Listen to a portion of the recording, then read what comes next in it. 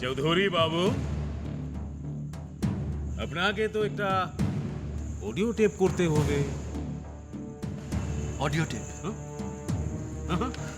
দেখুন কি আপনার পত্নীকে भी তো আপনার ব্যাপারে একটা খবর ভেজানো খুব দরকার। আপনি ধরুন আপনার পত্নীকে বললেন কি আপনি ভালো আছেন, দাবি আছেন, ওরা আমাদের সাহায্য भी করতে চাইছে।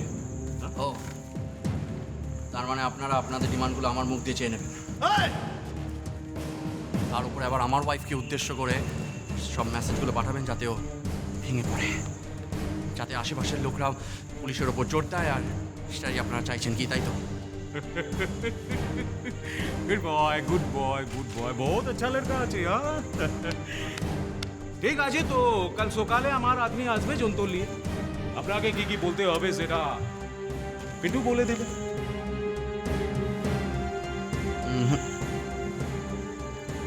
অসম্ভব।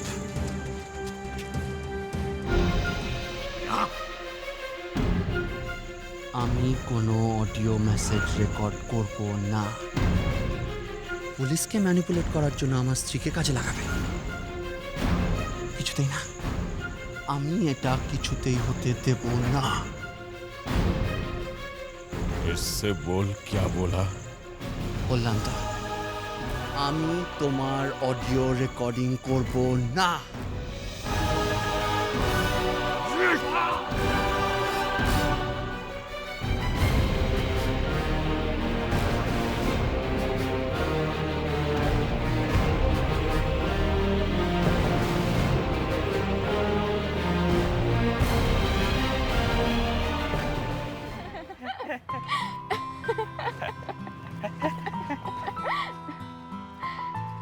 অর্ক, শহরের এই রাস্তাগুলো আগে বেশ ভয় লাগতো জানো, কিন্তু এখন একটুও ভয় করে না।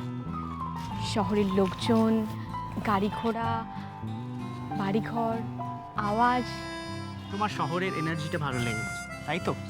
আসলে কি জানো, আমি তো সব সময় তোমাকে প্রোটেক্ট করে আছি, তাই তোমার সব ভয় চলে গেছে।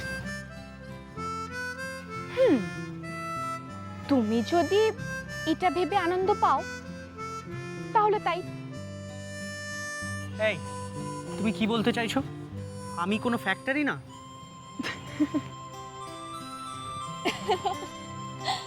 হ্যাঁ বাবা, হ্যাঁ। আমার কলকাতা শহর ভালো লাগার শুধুমাত্র একটাই কারণ, আর সেটা হলো তুমি। কি এবার খুশি তো? হ্যাঁ দাঁড়াম।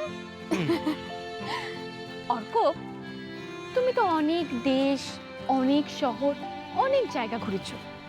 তোমার সব থেকে কোন জায়গাটা ভালো লাগে? দেখো, এটা বলা খুব শক্ত। এক একটা জায়গায় এক একটা চার্ম আছে। আমার সব থেকে প্রিয় হলো সমুদ্রের ধারের শহরগুলো, যেরকম বার্সেলোনা, মায়ামি, কেপ টাউন, নানা দেশে নানা শহর। কিন্তু আমার সব থেকে প্রিয় শহর হলো আমার নিজের শহর, মুম্বাই। ইস, আমার খুব দেখতে ইচ্ছে করে জানো, দেশে বিদেশে নানান জায়গা, নানান শহর। দেখবো তো, আমরা একসঙ্গে অনেক জায়গা ঘুরতে যাব।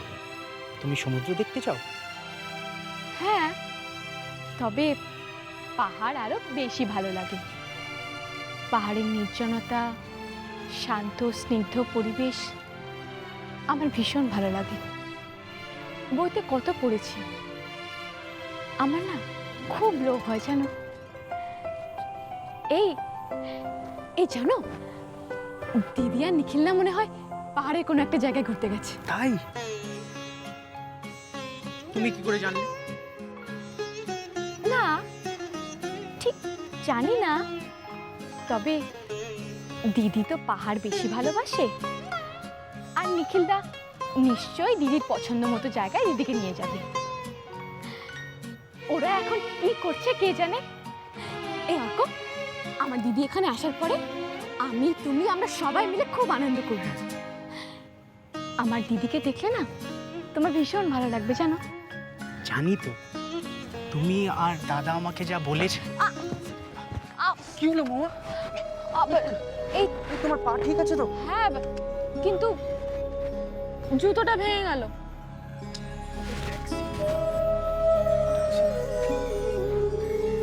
ট্যাক্সিও নেই, কি হবে বলো তো মহুয়া? এখান থেকে তুমি কোনো ট্যাক্সি পাবে না। আরে সেই দিনই তো আমি বৃষ্টির মধ্যে বাজার করে ফিরছিলাম, কতগুলো ট্যাক্সিকে বললাম, একটা ট্যাক্সিও যেতে রাজি না। খালি একটাই কথা, এইটুকু ডিস্টেন্স কেউ যাবে না। তাহলে তাহলে আমরা কি করবো এখানে? কি হবে?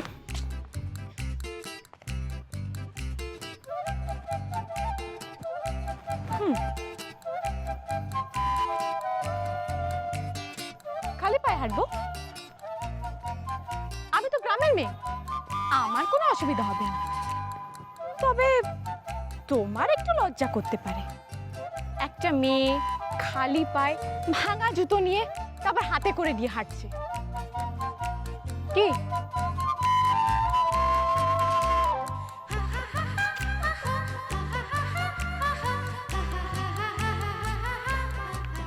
হুম, দাও। আরে ভালোবাসা এলো কিভাবে তা জানি না, আজ আমারই মন কোনো কিছু মানে না, মন যে আমার হয়েছে কেন আনবো না, তুমি ছাড়া প্রেমের পথ আমি চিনি না।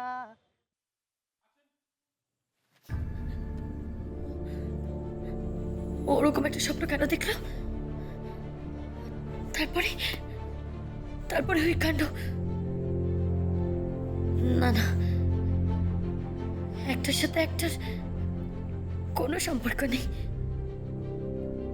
ভাবাটাই ভুল, ভুল ভাবছি। সব কুসংস্কার। মরি মরি মরি মরি কি গো, হ্যাঁ? কি হলো তোমার? এই খারাপ স্বপ্ন দেখেছো? হ্যাঁ কি গো, ভয় পেয়ে গেছো? হ্যাঁ কি? এই তো আমি। হ্যাঁ খারাপ স্বপ্ন দেখেছো না? এই তো আমি তোমার কাছে আছি। এই তো থাকতে হবে সব সময়, সব সময় তোমাকে তোমাকে আমার কাছে থাকতেই হবে মরি। এইভাবে, ঠিক ঠিক এইভাবে। কিন্তু কিন্তু এই স্বপ্নের মহিলা তো আগেও এসেছিলেন ওর কাছে। ও তো বলেছিল আমাকে প্ল্যাটিনাম এনে ওর অ্যারেস্ট হওয়ার আগে ওকে বিপদ থেকে সাবধান করতে এসেছিল। তাহলে কি এবারও স্বপ্নে ওকে বিপদ থেকে সাবধান করতে এসেছিলেন?